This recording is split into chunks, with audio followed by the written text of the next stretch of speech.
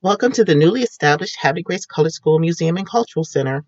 The efforts to acquire the former colored school began in 2016 when members of the local community formed the Havre Colored School Foundation. In 2018, the foundation successfully acquired the school and began the process of transforming the historic building into a museum and cultural center. To put the school and the purpose of the foundation into context, one must understand the underlying condition of the period. During this period and through the 1950s, segregation was the law of the land, not only for many parts of this country, to include Hartford County, but in many places around the world.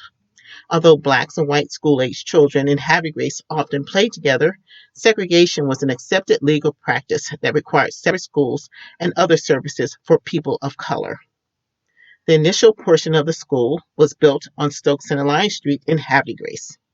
At the time, the school was one of 18 public segregated grammar schools in Hartford County that provided education to school-aged children through grade 8.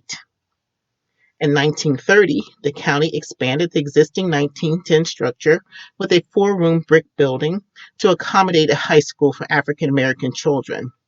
The school then held the special distinction as the first public high school for African American children in Hartford County, Maryland. The original and still existing 1910 wooden structure of the school consists of 2 classrooms on the upper level. The original wooden floors are still in existence, which are separated by this hallway. The walls and interiors have been upgraded, but this portion of the school still holds its original charm. Currently, the 1910 portion of the school showcases most of the artifacts collected of the school to date. One of the 2 classrooms follow a sports theme and displays sports memorabilia and artifacts. The other room has a theme that contains major academic milestones.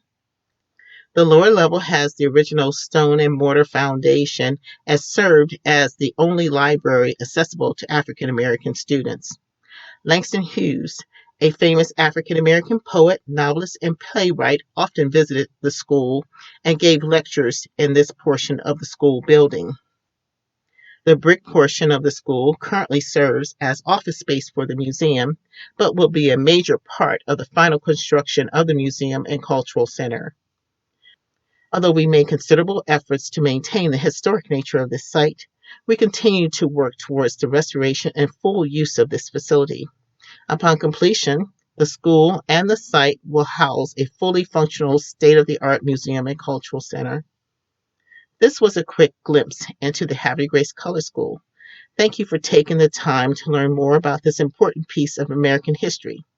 For more information, please visit our website at www.hdgcolorschool.net.